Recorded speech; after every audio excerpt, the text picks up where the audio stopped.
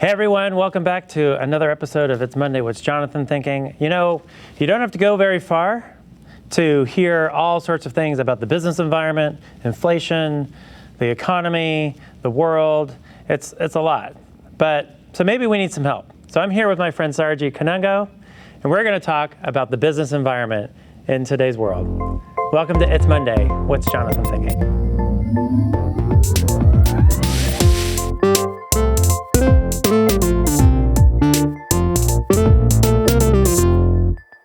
And as I mentioned, I'm here with Saurajit Kanungo, the president of Cyber Group. Saurajit, thanks for coming on my show. Oh, delighted to be here. So great to have you. Okay, the business environment. You ready for this? Absolutely. Okay. So my first question for you is, clearly there's some economic challenges afoot. It's all over the DBJ, the Wall Street Journal, every news source. We're reeling from supply chain issues and now staring down some inflation and potentially recessionary times. Has this changed your view of the economy and your outlook for the next fiscal year? I think the short answer is no, but let me explain, because I have to acknowledge all the stuff that is very challenging in our society. You know, if you think about the pandemic, there was some real issue. Many lives lost, people lost jobs, and some businesses they don't exist today. So I acknowledge all the pain; those are real. But at the same time, as a business owner, I prefer to look at it the bottle half full. So I try to focus on it, the things that are positive has happened, and try to build on top of that. So you'll ask, what has positive happened? I think a lot. For example, 2 years ago, we all expected a lot worse situation than we are in, okay? Here we are, we're an all-time low unemployment rate, right? I think the economy didn't tank. In fact, you will see some GDP growth. We have registered some GDP growth. So at the end, what I'm trying to summarize to your answer is that, yes, there are real pain. Some sectors have suffered more than the most. But as a society, I think we're in a really good spot. The foundations are strong, and we can build from here. I agree. I'm going to go off script for a minute. Okay. Because your answer actually triggered a question, which was, I think certainly in my business, my part of the business for Cyber Group, we had some things that surprised us that came out of the pandemic that was actually good for business. Yeah. So did you see the same from your global perspective, looking at across Cyber Group, things that just kind of shocked you, like, oh, yes, that's an opportunity? Well, selfishly speaking, I think our industry has experience a tremendous amount of growth, right? Mm-hmm. I think the biggest reason is COVID put a lot of traditional businesses out of option to have their employees and their customer come to their offices or shops, right? So guess what happened?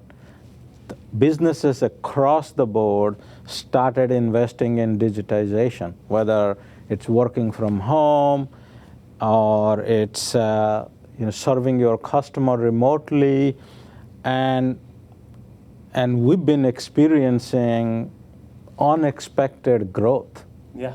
And I've started saying that we actually have less of a demand problem now, more of a supply problem, because we hired over 60, 70 employees here and same amount in New Delhi, and they're not enough. Yeah. So we've been blessed to be in this situation that we have been in. Yeah, I almost feel like because we run the business that we do, we we're already poised for distributed teams because that's how we run our company. Absolutely. And so, so looking, kind of coming back to macroeconomic view, local, national, global trends, is there anything that you're kind of keeping your eye on specifically? Yeah, so yes, I'm keeping an eye on the macroeconomic factor a little bit. I'm a believer that a company like ours get more affected by the microeconomic trends rather than macroeconomic trends. Mm-hmm. But we all know that macroeconomic many times can drive microeconomic trend also. So here is my simple view of things. Yes, there is a war going on, but our humanity have seen worse war than this. I mean, not long ago we saw 2 world wars. I don't believe that the war that going on between Ukraine and Russia has the potential to grow that big. That's my view. Mm-hmm. A lot of us can debate about that, which makes sense. But the microeconomic trends, which predominantly we operate in the Texas region, I see strong foundations for growth, right? A lot of people are coming in, a lot of companies are coming in, and still compared to other metroplexes, our cost of living is lower, so there is a gravitational force which is giving us a lot of tailwind. So I think the microeconomic, it's really strong where we are. I think the factor that worries me is what I would call it the socio-economic undertone, right? I do think that unfortunately we live in one of the most polarized society. We seem to be so polarized that we even don't agree on what the truth is anymore. Yeah. Right? Because we just choose to look through the lens we want to look through, mm-hmm. and we don't agree on the truth. So that does worry me. But again, the optimism in me tells me that we were in this situation many times as a country, as a society here in USA, and the society has turned back. And I have no doubt that we will. But that, for the time being, that does worry me. No, I agree. So of the threats that you're monitoring, I'm constantly looking at a couple things, right? Top line revenue growth, ability to raise capital, ability to attract talent, and continuous innovation. Do you see anything with the either macro or microeconomic aspects of our economy being impacted or impacting those areas? Well, you know that we're going through significant inflation, right? So, the free credit that has been available to us for a long time, I think, for the right reason, regulators are trying to contract that, which is the right thing to do. So, the availability of capital is going to be there, but it's going to be costly. But I think we're going to still get a lot of tailwind in our ability to grow top line, our ability to grow our bottom line. I think what worries me the most is, especially the industry we are in, the scarcity of tech talent, or STEM talent, is real. I think that's probably, I would argue, the bigger challenge for us to tackle than the top line growth or raising capital or other things like that. Yeah, certainly even our customers are struggling the same with attracting talent, which is creating all sorts of different economies, I think, as well. Yeah. I think what's interesting, as I watch, what's interesting as I watch you is, you don't have the luxury of just thinking about Texas, right? You also have to stay abreast of developments that might affect our friends in India. Is there anything that you're seeing within the world of India that is top of mind for you? Yeah. So, there are similar trends, but when you actually between U.S. The fight for talent and the fight for talent in India, there are similar trends, but the root causes are slightly different. Let me explain USA first. In our country here, we're not graduating enough STEM students, period. Mm-hmm. Right? So that creates a lot of scarcity. We're poaching each other's tech talents. And we're also starting to resort to some innovative ideas like, hey, can we bring some people with grit from other industries and teach them technology so that they can make a better living and be useful to us as a company. When I look at the situation in India, it's slightly different. That country still produces a lot of STEM undergrads and graduate students, like huge number, right? It's a very healthy number. But when you look at the graduate pool, a very small percentage of them are really equipped to work for an American company or a team in America, right? So as you know, Jonathan, our whole theory around our office in India is to build an American company in India, mm-hmm. Mm-hmm. Right? That's so similar situation, not enough talent, but different reason and different way to approach how to solve the problem. Yeah, and I think what I like about how we've approached this is I think it's had a byproduct that we might not have expected, which you and I've talked about in terms of offshoring being a matter of perspective. Yeah. Where I think the way we have attracted the talent and grown our talent is it's enabled them to be business and technology advisors from India, which I think is pretty unique. Yeah, and for our European customers, you call it reverse offshoring, which I love that phrase. Yeah, So. Yeah. You spent a good amount of 2021 investing not only in consultants to managers, but also expanding the management and executive leadership teams. So what is exciting you about these investment areas as you come into the next fiscal year of 2022 that'll take us into, of course, 2023? Yeah, so, people ask me all the time what business Cyber Group is in, and, I can answer that question many different ways. But one of the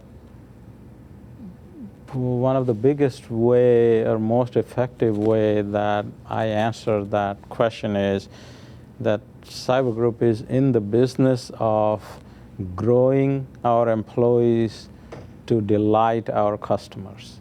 So if you focus on the first part of that, growing our employees are our biggest asset. I mean, and unfortunately, they are not on our balance sheet, right? But we have to continue to invest in our most strategic assets, which is our employees. And I probably spend 50-60% of my time doing that. I know you and all my direct reports, they do the same. So,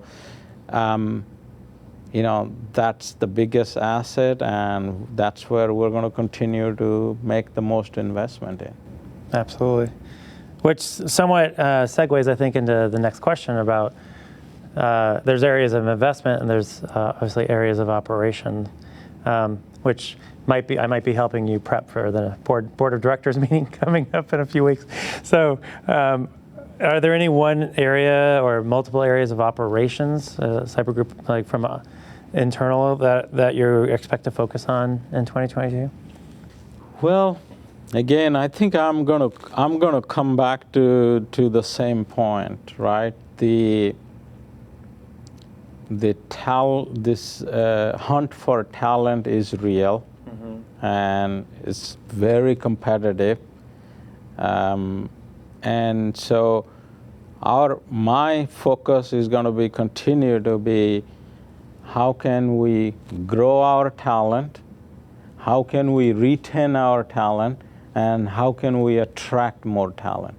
Those are the three areas that I'm going to continue to be hyper-focused on. That leads me to wonder, because you have very different conversations with your clients, or with our clients, than perhaps even members of the ELT do. I have to wonder that those kinds of concerns, they must be permeating into boardrooms across our customer base and industries in general. Are you seeing that time and time again? Yeah, absolutely. I think I can divide the type of conversation that I'm having with our customer owners and executives are two interrelated themes. Number one theme is COVID has pretty much taught them that investing in digitizing their business is not optional anymore. So the first set of discussion they're having with me is that how do we approach this massive investment as a program, right? Where do we start? How do we eat an elephant? Okay. Then the second theme is, they're very cognizant that the failure rate on these digitization projects are pretty high. You can look at any report. Some say 2/3 failed, or somebody says 70% failed. There are some reports even says 90% of digital transformation efforts did not achieve its objective. So they're having conversation with me. How do we minimize that, and how do we maximize our chance of realizing value of these massive investments?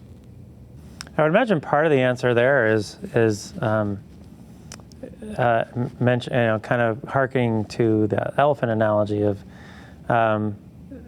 strategically biting off the right elements and focusing on small wins. Yeah, right? Absolutely, absolutely. And obviously, this is a longer topic, but I'll give you my 30-second answer is, I think a digital transformation shouldn't be one executive's responsibility.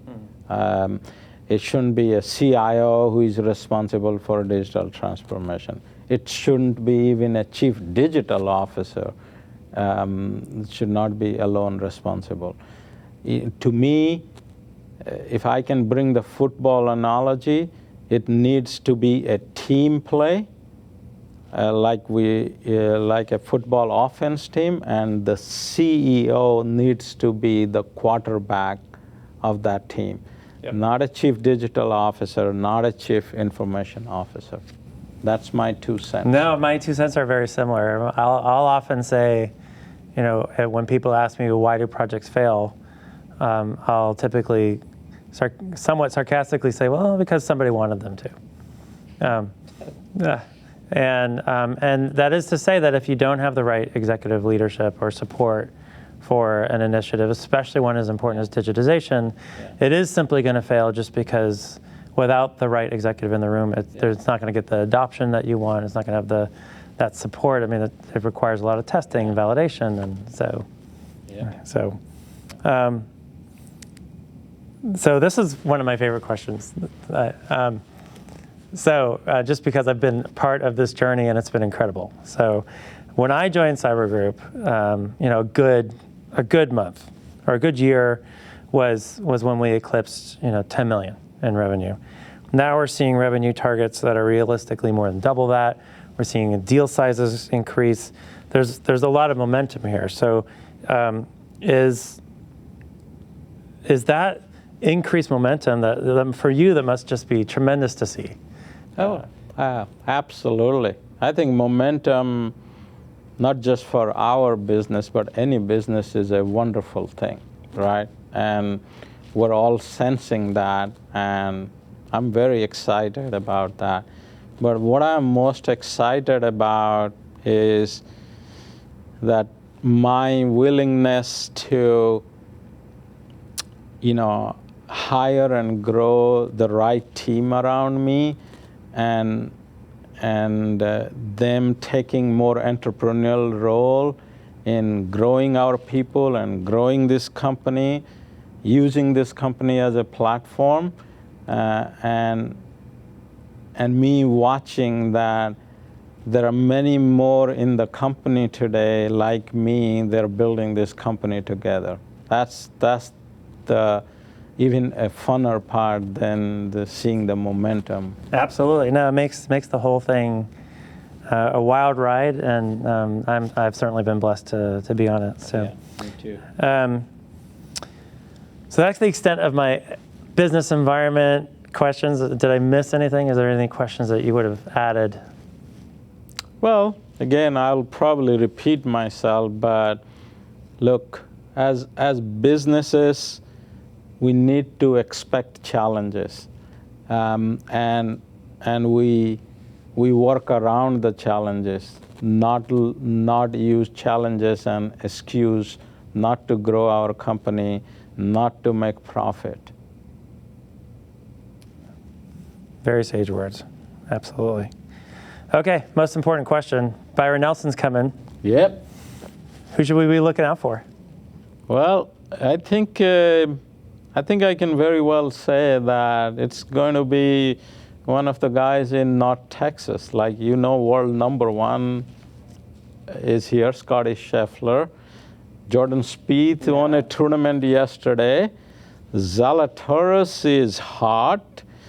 Harry Higgs is not far behind. So I have a feeling that it's going to be our local pro who is going to win this year. So I'm excited about that. Well, we'll be looking for you on the 18th hole? Yep. You'll be just Park Central, okay? Yeah. Okay, party's where Saurajit's at. Saurajit, thank you so much again for being on the show. It's always a blessing to get to spend some time with you and learn from you as always, so thank you. Oh, feelings are mutual, my friend. Take care. Bye. Bye.